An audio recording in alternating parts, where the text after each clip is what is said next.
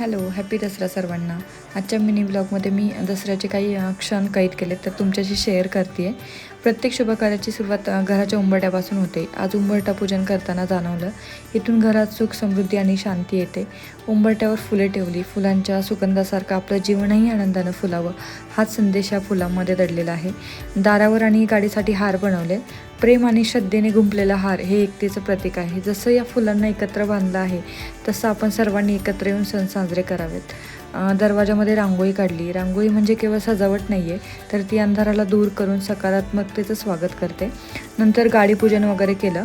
आज गाडीपूजन करून नवा प्रवास सुरू केला. प्रत्येक प्रवास सुरक्षित आणि यशस्वी होण्यासाठी देवाची कृपा कायम राहो. घरचं आवरल्यानंतर जत्रेत फिरण्यासाठी बाहेर गेलो.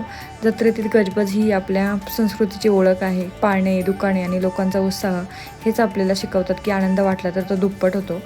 देवीची सुंदर मूर्ती पाहून मला सुख भेटलं. देवी आपल्याला सांगते, संकट कितीही मोठं असो, धैर्य आणि विश्वासाने ते नक्की पार करता येतं.